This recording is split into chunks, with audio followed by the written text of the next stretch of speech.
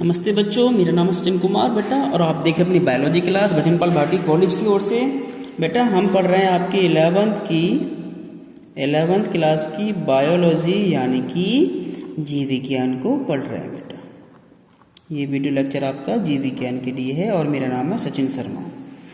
ठीक है बेटा, अब हमको पता है कि हम क्या पढ़ रहे हैं। हमने बताया था आपको पहले से ही कि भाई R.H.V. टेकर जो नाम है, मैं हिंदी में लिखता हूँ, चलो R.H.V. टेकर ये एक वैज्ञानिक का नाम है जिसने पूरे संसार को 5 भागों में बांट दिया था। ये 5 भाग कौन से थे बेटा? पहला मोनेरा था, दूसरा प्रोटिस्टा, तीसरा कवक भाग होता है या जगत कहेंगे, चौथा पादप जगत होता है और 5वां जंतु जगत होता है। तो मोनेरा को हम पढ़ रहे हैं, इसमें उदाहरण थे आपके जीवाणु, आपका माइकोप्लाज्मा, उसके बाद में एक्टिनोमाइसीटीज, ठीक है, और साइनोबैक्टीरिया, ऐसे जीवाणु। तो हम पिछली क्लास में देखो जीवाणु सारा खत्म कर चुके हैं अब तक, और लास्ट क्लास में हमने खत्म किया है माइकोप्लाज्मा को। आपको पता है माइकोप्लाज्मा कैसा होता है? हमने कहा इसके ऊपर कोश का भित्ति तो होती नहीं है, लेकिन हाँ त्रिस्तरीय लिपोप्रोटीन का बना हुआ एक स्तर होता है और यह बहुत लचीला होता है। ठीक है जी, और भी कई सारी चीज़ें हमने लिखवा दी आपको इसके विषय में। ये तो कंप्लीट हो चुका है। अब जो हमको करना है बेटा नया टॉपिक, आपको नए पेज से नया टॉपिक डालना है एक्टिनोमाइसीटीज।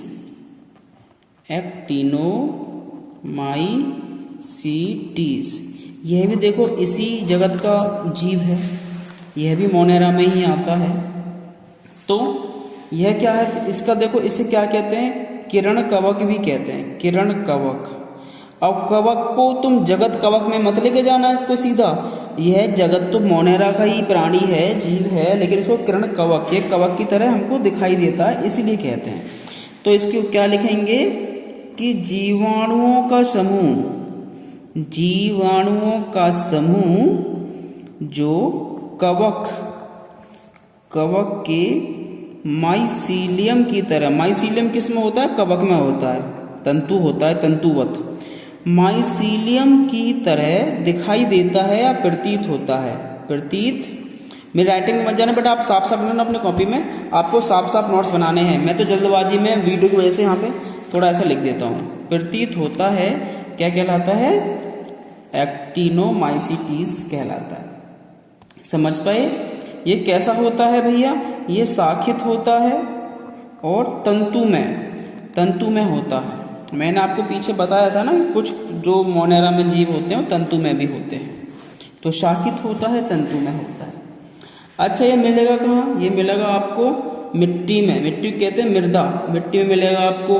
स्वच्छ जल में मिल जाएगा, साफ जल जो होता है नदी का बिल्कुल साफ पानी, वहाँ पे आसानी से मिल जाएगा आपको। खाद में मिल जाएगा, खाद्य पदार्थों में जो भोजन होता है उसमें मिल जाएगा आसानी से। इसके अलावा कार्बन युक्त पदार्थों पर बहुत बड़ी संख्या में मिलता है।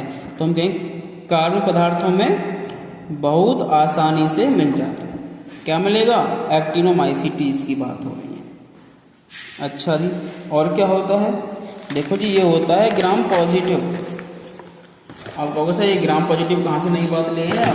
भैया नई नहीं है, आपको पता है कि हेस्टन ग्राम नामक वैज्ञानिक ने जीवाणुओं को रंगा था क्रिस्टल वाइट कलर से। तो जो जीवाणु बैंगनी रंग के रंगे रह जाते हैं एल्कोहल से धोने के बाद भी, उनको कहा था ग्राम पॉजिटिव, और जो जीवाणु बैंगनी रंग छोड़ देते हैं एल्कोहल से धोने पर, उनको कहा था ग्राम नेगेटिव। ग्राम शब्द जो है ये वैज्ञानिक के नाम से लिया गया, ग्राम से, ठीक है ना। तो इस जीवाणु को तो हम भैया पीछे पढ़ चुके हैं। ग्राम पॉजिटिव में क्या अंतर होता है, ग्राम नेगेटिव में, दोनों बीच में क्या अंतर होता है, ये तो हम पढ़ चुके हैं। तो जो एक्टिनोमाइसीटीज है ना भैया, ये कैसा है? ग्राम पॉजिटिव जीवाणु है, ठीक है। और साथ ही साथ कैसा? मृतोपजीवी है। मृतोपजीवी कैसे होते हैं? मैंने बताया था ना आपको जीवाणुओं के उसमें कि कुछ जीवाणु जो परपोषी होते हैं उनमें 3 प्रकार बताए थे, मृतोपजीवी, परजीवी और सहजीवी। ध्यान है ना कुछ? तो मृतोपजीवी ऐसे जीवाणु कहते हैं बेटा जो जीवाणु सड़े गले और मृत पदार्थों पर अपना जीवन यापन करते हों। जो जीवाणु सड़े गले पदार्थों और खासकर मृत पदार्थों पर अपने आप को जीवित रखते हों उनको मृतोपजीवी जीवाणु कहते हैं। तो एक्टिनोमाइसीट ऐसा ही जीवाणु है। ठीक है, ग्राम पॉजिटिव तो है ही, साथ में मृतोपजीवी जीवाणु भी होते हैं। एक इसका काम क्या होता है, ये भैया खनिजीकरण करता है। खनिजीकरण, ये क्या होता है खनिजीकरण? भैया जो मिट्टी में जो कार्बनिक पदार्थ होते हैं ना, आपके जो खनिज निकलते हैं, कॉपर, आयरन, मॉलिब्डेनम, लोहा, तांबा, ये सब होता है, ये सब इसमें बनाने में हेल्प करता है। ठीक है जी। और इसके अलावा ये क्या काम करेगा? प्रतिजैविक बनाएगा। प्रतिजैविक क्या चीजें होती है भैया? मैंने कहा ना, एंटीबायोटिक्स दवाइयाँ होती हैं।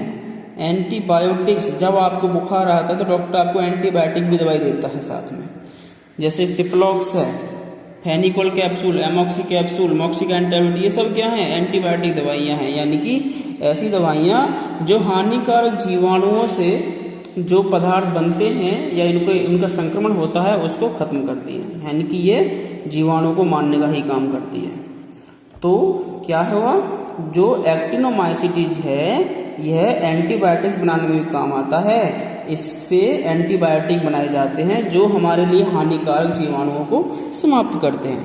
मैंने कहा था ना आपसे कि जो जीवाणु होते हैं हमारे दुश्मन भी होते हैं, हमारे मित्र भी होते हैं।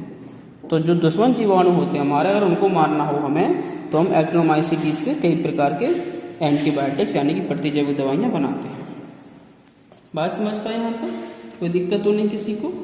अच्छा, चलो इसका एग्जाम्पल लो, उदाहरण लिखेंगे आप इसका।